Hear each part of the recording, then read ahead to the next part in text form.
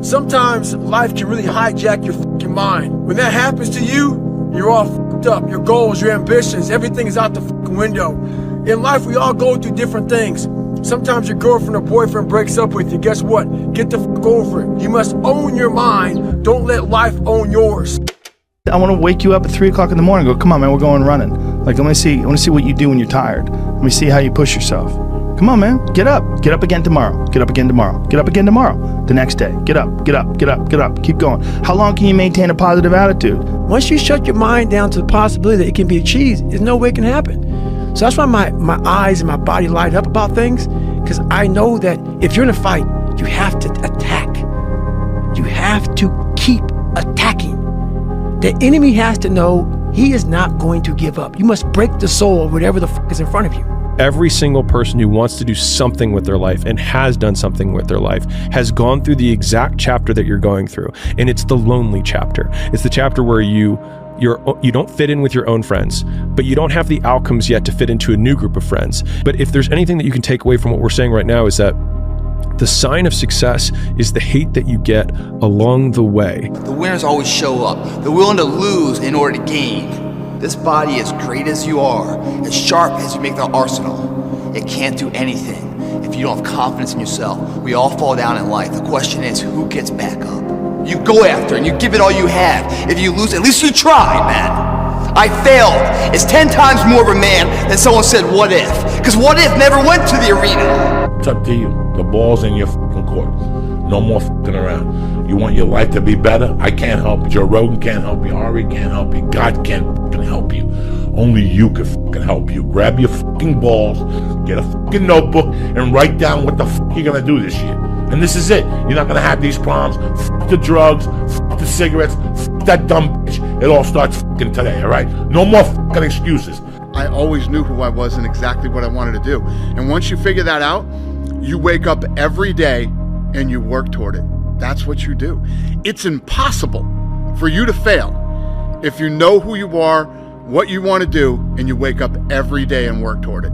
I get happier about the harder it is because I know that no one else will follow. It's a selection effect. And I think if you can shift from this is hard to no one else will be able to do this, then it flips from being this thing that you're like, oh, poor me, to oh, poor everyone else who's going to have to fucking try. But I had this fire that I'm going to be somebody. And it has to be there because on all those bad days and all those days you don't want to do shit, you have to be your own motivator, your own coach, your own trainer, your own everything. So to do that, you have to come into work, and work is whatever your work may be, ready to go. And what that means is you may have failed miserably yesterday, but you come to work like, people like, man, you just lost everything. How the hell are you this fucking damn motivated? Because this is what it takes. Everything worthwhile is uphill. You see, every dream that you've ever had, it's all uphill. If you have a great relationship with somebody, you had to work on it. It's uphill. If you've built a wonderful business, guess what? It was uphill. If you've made the right decisions, they're not easy, are they? It's uphill. And the only way that you can go uphill is to be intentional. Nobody ever accidentally went uphill. If you have to ask how to get motivated to go to the gym, you don't need to be going to the gym. You don't want it enough. When you're sick and tired of looking and feeling like shit, you'll show up, motherfucker. I'll see you there. Because you're going to look in the mirror and you're going to be like, fuck that. You're going to want to be in the gym. You are a man. Stand up and be a man. Make the hard decisions. Make the sacrifices. Make the unpopular decisions. And become comfortable in your own skin.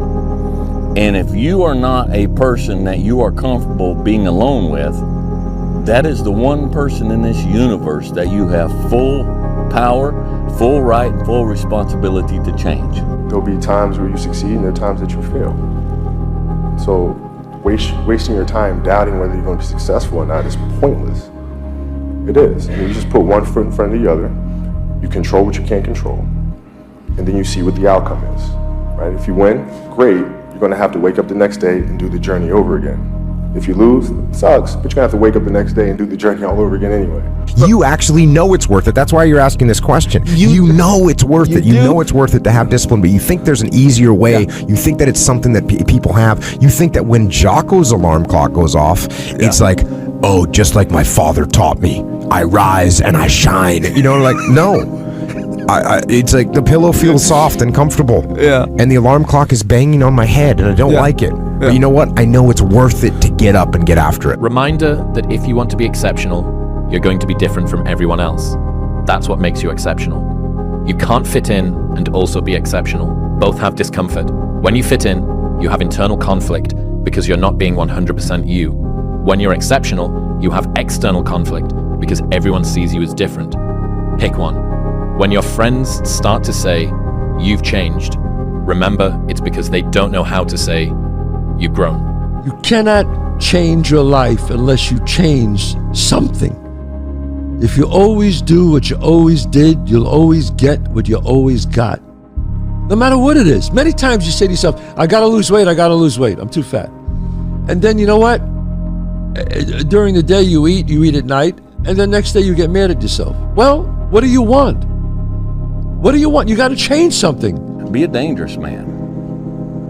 Now, being dangerous is not being a threat. They're two different things. All right? And it's not about going out and lifting weights and getting a bunch of tattoos and wearing leather jackets and walking around with your chest and shoulders up, hulking around saying, I'm dangerous. That's very rarely is that a dangerous man. Often the most dangerous man in the room is the quietest man in the room. Sun don't stop for nobody, man. Sun don't fucking stop. Sun gonna be up in the morning regardless. That sun is gonna be up in the morning regardless of how I fucking feel and how depressed I am. The sun is gonna fucking shine in the morning, and at nighttime the moon gonna be there, and you gonna look up. These days gonna keep going by. So do you let the days go by and look up and you done wasted a year doing what? Or do you just pick it up? All right, gotta figure it out. Made some mistakes. Life goes on. Let me figure out life from this point. Your attitude has a giant effect, not just on your life, but on other people's lives around you. That's the other thing about it. Those I can't catch a break guys, get them the fuck away from me. I can't be around those guys. I don't want to hear that shit. I don't want to hear that shit. I don't buy it. Because everybody has bad breaks. I've had a ton of bad breaks. But you know what I did? I stayed up. And I thought through it. And I figured out what the fuck I did wrong. And then I went back. It's like I fucked up everything I've ever done 100 times. There's no other way to do it. And I've had a bunch of shitty breaks. Everybody has. But you got to realize when you have those shitty breaks what that is. It's an opportunity for you to reassess, reboot, get better, figure out another way, find another way through. It's just little challenges. And the people that look at those challenges and go, why do I always have these challenges? They're cancer. Those people are dangerous to be around. They will rob you of your enthusiasm. They don't give you any fuel. They're the opposite of fuel. I became obsessed with being the baddest motherfucker that God ever created. Am I that? I don't care. I believe it. And I was trying to tell him, once you become obsessed with something, it's okay to be unbalanced for a while. It's okay. Don't be all this stuff people say. You got to be balanced. To be the best in the world at what you do. It's not about being a Navy SEAL, people. The best at what you do, you have to be unbalanced to find every bit of fucking energy and strength that you have to pull it off. Then you get balanced once you become great. The only thing that you can do is win so big that all of them constantly compare themselves to you, and then you'll forget they exist. And that's when he said, success is the only revenge. He's like, it's not the best revenge. He's like, it's the only one. There's no other revenge. Because everything else is petty. Everything else does show that you were thinking about these people all day long, which means they win by default. He's like, all you can do is think about your goal and winning. He's like, and when you win, that's when you become so big that they shrink into irrelevance. It doesn't matter where you are in life. It really doesn't. Because the great thing about life is it's always your next move. Your next move that counts. No matter where you are, it doesn't matter. You could change your life if you want to. It's always your next decision. So it's up to you. So when I win, it's awesome. It's always great to win. Winning is a great feeling. in business, in sports, in life, and definitely in gambling. Losing is never fun, but it's part of the game. You know what I mean? If you want to be in the game, there's going to be wins and there's going to be losses. And you have to take them both in stride. And you have to be able to, you got to pick yourself up the next day, strap your fucking shoes back on and get out there and go to fucking war again. You're going to lose sleep. You'll doubt whether it'll work. You'll stress to make ends meet. You won't finish your to-do list. You'll wonder whether you made the right call and have no way to know for years. This is what hard feels like, and that's okay. Everything worth doing is hard, and the more worth doing it is, the harder it is. The greater the payoff, the greater the hardship. If it's hard, good. It means no one else will do it. More for you. You've got to create a lot of different emotion to heighten your sense of awareness and focus. Like, for me, anger was good. Anger was good because it was motivating. The more I could create an enemy, the more I wanted to go out and kill those guys. We're all writing a book. What's your book look like? What does your fucking book look like? Like, your life is a book. You got a bunch of chapters in your book, but when they close that book, how good was the book? How good was your book? What was the ending to your book? If the ending to my book can be so amazing because of all that was done, not the money, all that was accomplished, the first to do, the man that did this, all of the things that can be associated with you and your existence become a part of the chapters in your book. I'm astounded by how many people want to be spectacular in life but also want to be normal.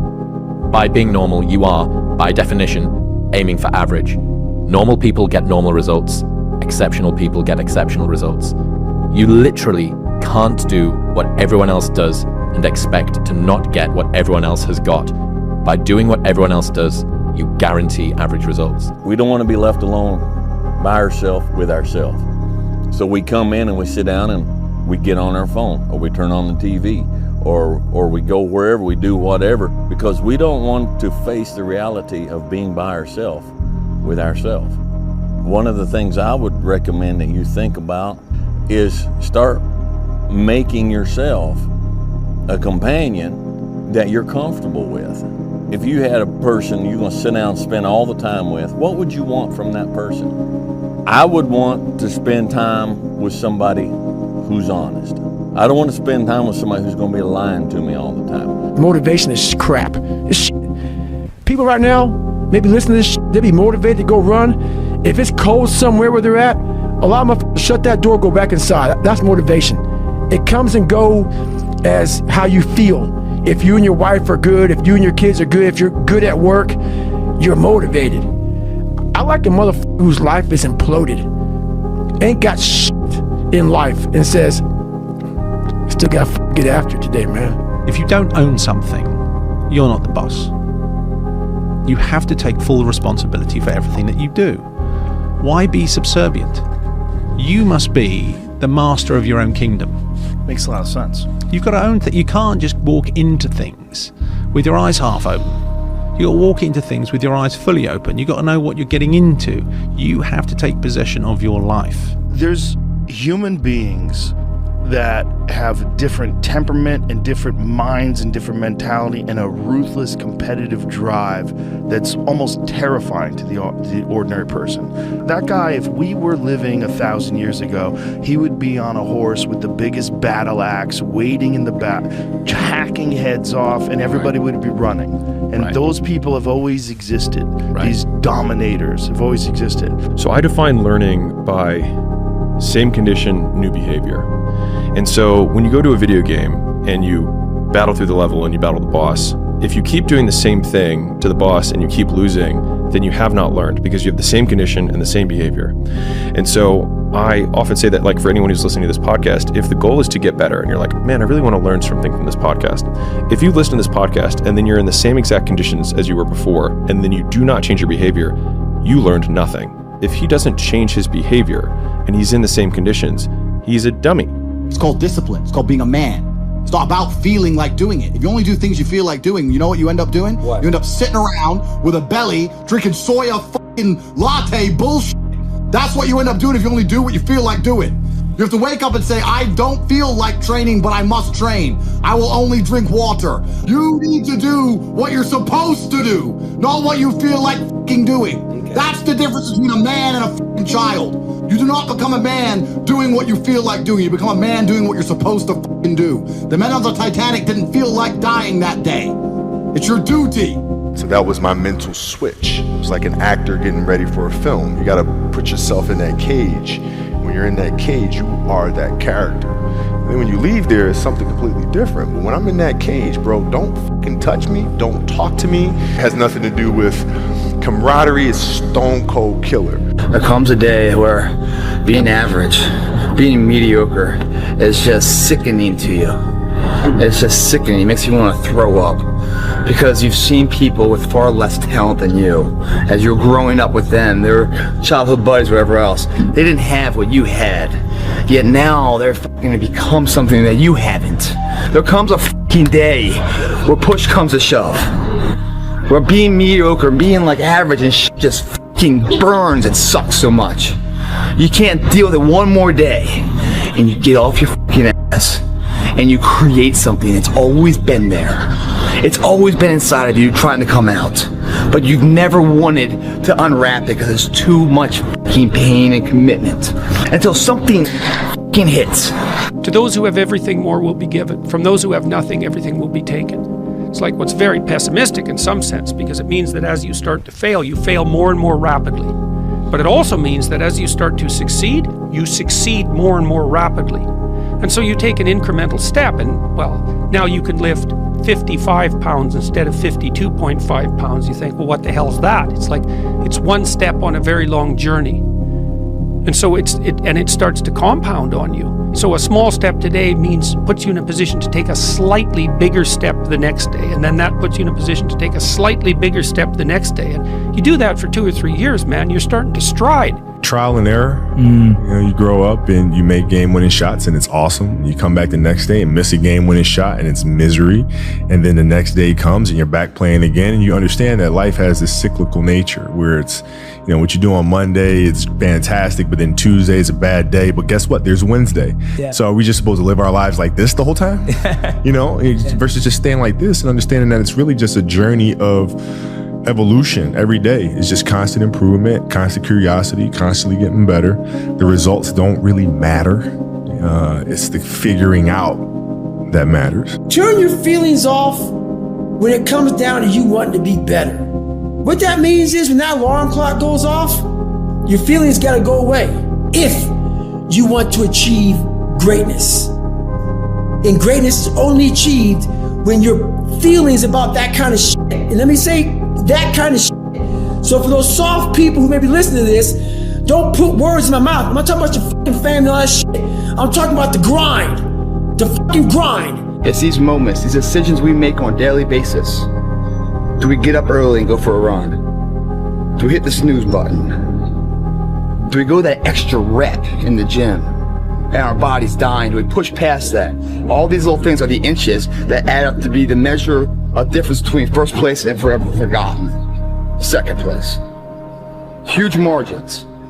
But if you look about your day and all these little moments of life, all these little opportunities are in your wheelhouse. You create them. And later in life, when you're crying because you came up short, stop being so selfish.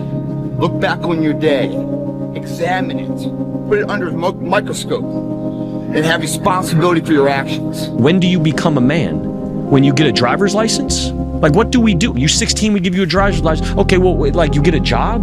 Like, when do you become a man? You become a man when you become responsible for other people. And so, like, I am very new to this being a man thing, and I'm still not there, and I'm on a path. I grew up in a culture that told me going to war made you a man. Going to prison, coming back makes you a man. Making $1 million makes you a man, you know, and it doesn't. And you don't know it till you've done all these things and realize, damn, I'm still a little fucking boy. Preparing to do the thing isn't doing the thing. Scheduling time to do the thing isn't doing the thing. Making a to-do list for the thing isn't doing the thing. Telling people you're going to do the thing isn't doing the thing. Messaging friends who may or may not be doing the thing isn't doing the thing. Writing a banger tweet about how you're going to do the thing isn't doing the thing. Hating on yourself for not doing the thing isn't doing the thing. Hating on other people who have done the thing isn't doing the thing. Hating on the obstacles in the way of you doing the thing isn't doing the thing. Fantasizing about all of the adoration you'll receive once you do the thing isn't doing the thing. The only thing that is doing the thing is doing the thing. What are you willing to give up? What are you going to sacrifice? What are you willing to forgo? Because a lot of people, like this guy came in one time, I was a trainer, and he goes, man, I can stop doing anything but my frappuccinos. I go fucking leave. Because I'm looking for that person like me. People, it's hard for people to understand how I lost 106 pounds in less than 3 months. I sat down at the table and I said to myself, what are you willing to give up? Everything. And when people come to me with that kind of mindset, I can work with you. When you are willing to strip yourself down to nothing and give everything, that's who I want to work with. Because now I can mold you into exactly who you want to be. When you put these restrictions up, and that's why my first question is, how bad do you want this?